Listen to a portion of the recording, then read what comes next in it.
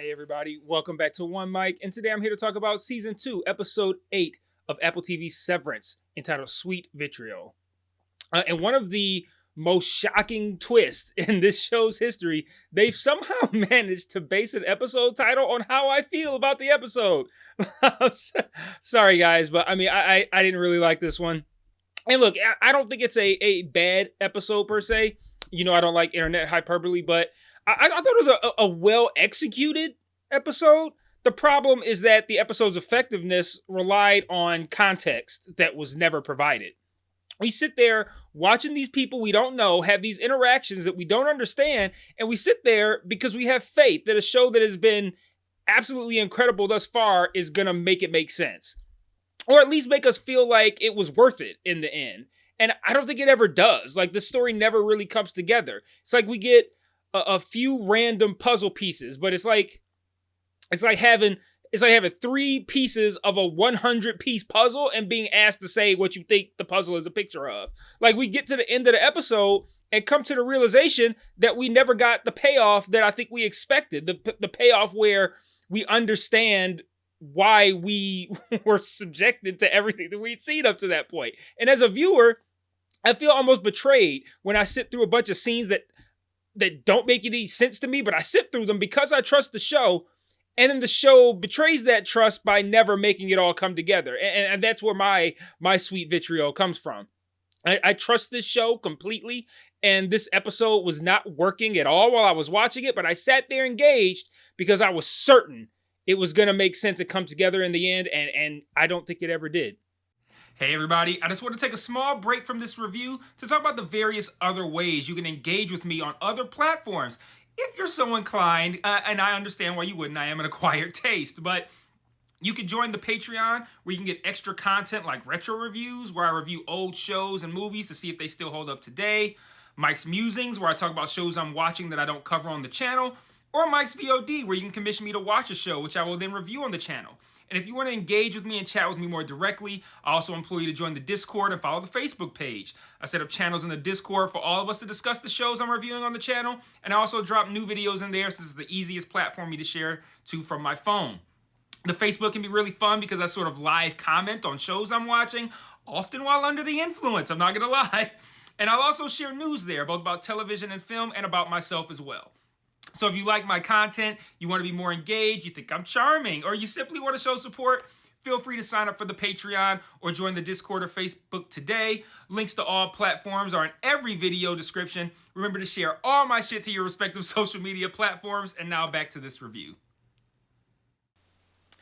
This episode failed for me because the impact of these scenes relied on context that we didn't have and ultimately never got. All this episode told us is that Harmony is at odds with the people of this town. It's never even, I'm not going to say close to clear. It's kind of close to clear, like if you squint, but like, I don't really think I don't think it really ever gets clear with telling us why or what happened. Why anything happened or what happened. Like I said, we get a couple of puzzle pieces. Like, each of these pieces is shrouded in mystery, so they don't ever fully really like resonate on their own either, let alone as part of the larger picture that is this episode. So what am I talking about? Let's go over a few examples. You know, I like to give examples, back up what I'm saying. So when Harmony first arrives at Salt Neck, she goes to a place called the Drippy Pot Cafe, a place that appears to be about the same size as my garage. And it's clear to us that Harmony and the owner know each other. It's clear that they have some sort of tumultuous past. And that's enough to get me through the episode with the faith that the show is gonna, again, make it make sense or make it interesting. They just don't. like we don't know what happened between them or what their relationship is with one another. Like, they give us some clues and hints, but like nothing that really, you know, that we can really say, I think this is what it is. We know they both worked at Lumen, likely in the Wintertide Fellowship. We know that he hates Lumen. Why does he hate Lumen? Why does he hate Harmony? What is their relationship with one another? Like, these scenes created far more uninteresting questions than it gave compelling and relevant answers. Like, even the small stuff was distracting. Like, when we first enter the cafe, there's an older man customer and an older woman customer. He goes to the proprietor of the cafe. He goes to the older man, gives him something, some whatever he ordered, and he gives him like a small container of what we later come to find out is like ether that they've all been huffing. And then he walks up to the older woman and he calls her Rose. He's like, hey, Rose, want a refill? And she says something like, you can top me off any day. It was spicy, right? But then he goes to leave after Harmony says, meet me at the factory. And he goes, lock up for me, Dot. Who the fuck is Dot? Like, you just like, is there 2 women here? I only saw 2 customers. You called her Rose 10 seconds ago. Now you calling her Dot. And it's like, yeah, you can wrap your head around that, right? You can be like, maybe her name is Rose, but they just call her Dot. Like, it's her nickname. But we don't ever see that character again. Like, that was the only 2 times that she's named in that episode. What's the point in calling one character 2 different names if we're not ever going to see that character again? Like, she just could have been Rose both times. Why does she have to be Dot the second time if telling us her nickname don't fucking matter? Like, that's just confusing for the sake of confusion and nothing else. And you took me out of the episode at the very beginning for no reason whatsoever. Like, she could have just been Rose both times and I remain engaged. Like, what was the reason behind taking me out of the episode like that, confusing me? Like, wait, what's her name? When it didn't even fucking matter because we didn't see her again. Then we moved to the interaction at the house. And Harmony tells this guy, side note, do we ever get this guy's name? Like, just, I don't know. I don't think he was named in the episode, but she tells this guy that she needs to go to Sissy's house. So I'm like, cool, okay, who's Sissy? I guess we're going to find out when we get to her house. It might shock you to learn this, but at no point do we ever find out who Sissy actually is. Like, yeah, she was the old lady at the house, but who was she exactly? It's unclear throughout the entire episode, and at no point is it made clear. But don't take my word for it. Let's talk it out. So when she arrives, I'm like, okay, when she being Harmony, when Harmony arrives at the house, I'm like, okay, maybe that's Harmony's mom. And she just calls her Sissy because she don't like her. But then throughout the course of the conversation, we come to learn that her mother is a different person than the 2 of them. They refer to the mother. So no, the old lady that's in the house is not the mother. Then there's this shot where Harmony's standing outside of a room that's locked. And we pause, well, I paused, on this shot outside of the room, and it shows a plaque on the wall. The plaque's from Lumen, and it's an award for quarterly striver for the 4th quarter. And it's awarded to Youth Apprentice Matron Celestine Sissy Cobell. So I'm like, okay, cool. This plaque being outside this locked door tells me that maybe this locked room is Sissy's room because the plaque's outside, right? But we eventually learn that was Harmony's mom's room that was locked, not Sissy's room. And we know that her mom is not Sissy. So we learned that this old woman, Sissy, we learned that she had a hand in the death of Harmony's mother. Maybe she pulled out the breathing tube. Maybe Harmony's mother did it herself. Also unclear. So now I'm thinking, all right, I've ruled out her being Harmony's mother. I've ruled out that being Sissy's room that has the plaque outside. So I'm thinking, maybe she's Harmony's older sister. And then the episode ended.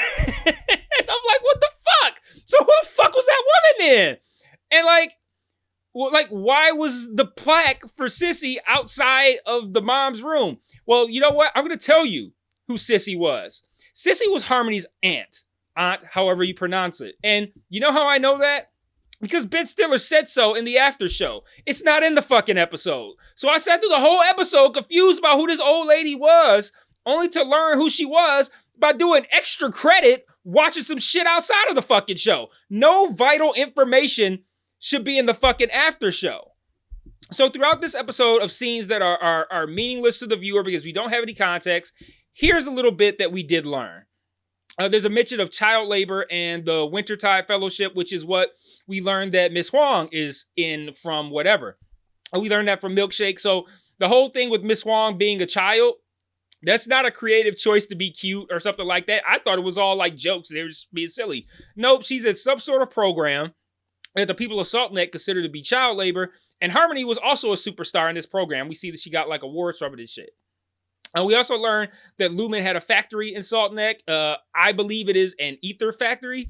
And just so I'm clear, I think I'm right on some of this stuff, but even the little bits of information that we did get, again, still unclear.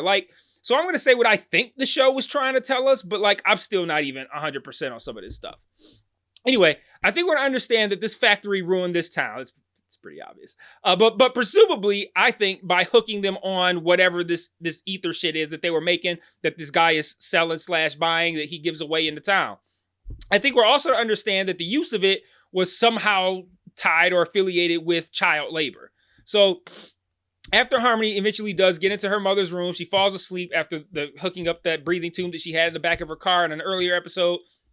After she falls asleep, there's a nice sequence, a nice shot where we see like how much time has passed by where the sun is moving through the window, and then it transitioned to darkness. I thought that was a nice shot. But after that, the guy who's unnamed, he comes in there and he goes to wake her up. And I think we're also to understand that he waited outside in his truck all the way until it got dark.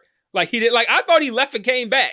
But then he said something like, yeah, it was getting cold in the car. I'm like, well, you waited through the whole sun going down? Like all that shit?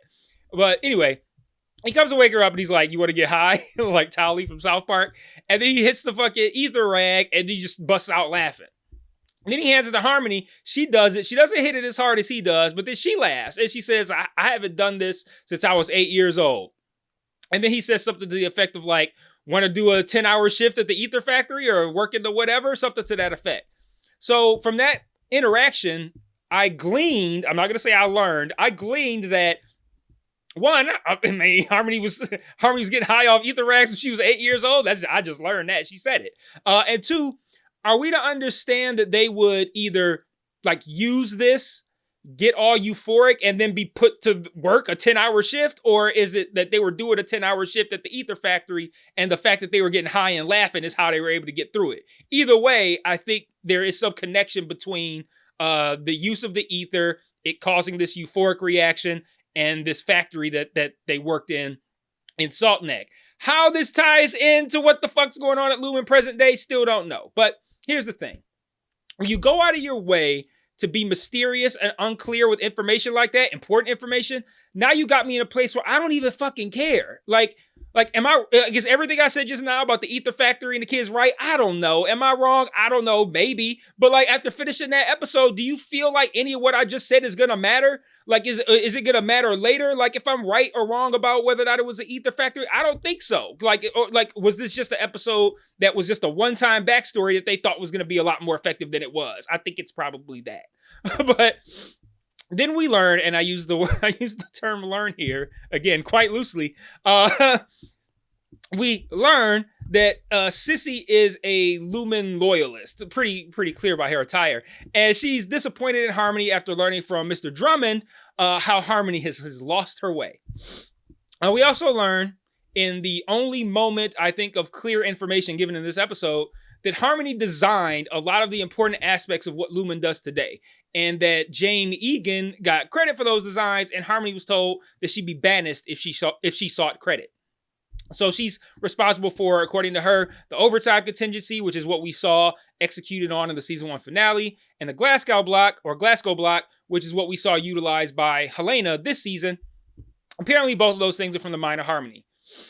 Then, after an episode of context-free tension and rare bits of cloudy information, Harmony leaves with the designs to do Lord knows what. And this episode gave us so little that my best guess is that her goal is to get credit for her designs. Like I don't know, she's gonna walk in the Lumen and show Helena designs and go, see, look what I did. Like, to which Helena and the audience will all collectively respond with, and? Like, okay, so it's what? Like, that can't be her plan. But that's really all they gave us to go on. Like, I can't even sit here and be like, ooh, I wonder what she's up to. Like, I don't care, and I can't even imagine an interesting theory. Like, I can't even make one up because they gave us so little in this episode, and what they did give us was unclear and confusing. So, like, at the end of the day, it all boils down to the fact that no one wants to sit around being, like, not quite sure what's going on in an episode, but roll with it due to having faith in the creators, only to end up with an episode with nothing really connecting or feeling like the juice was worth the squeeze. Like, wow, all that boring episode with no context to the tension between these characters, so nothing made sense or resonated. All that was so Harmony could get credit for her designs, or because she didn't get credit for her designs. I mean, like, I know saying that a Severance episode wasn't good puts me at risk for some backlash, but I just can't imagine how anyone found this episode enjoyable. Like, it was a pretty big disappointment in a season of a show that was like a snowball rolling downhill, like just steadily gaining momentum as the season progressed. You know, this episode felt like the snowball kind of crashed into the tree. Like, I don't know, man. But having said that, it took a big swing. I love my baseball analogy. It took a big swing. I always give credit for big swings. It's just that this was a big swing and a miss. With the bases loaded, a full 3-2 count, down by 3. This is a pretty big miss. But fortunately for us, this was the first out in the show's history. Like after 17 pretty perfect innings, I'm going to wind this baseball analogy up, I swear to God. After 17 pretty perfect innings, we're just now experiencing our first out. And I don't think there's any reason to believe that we're going to see another. So until next week's penultimate episode, let me know what you thought in the comments. And until then, peace.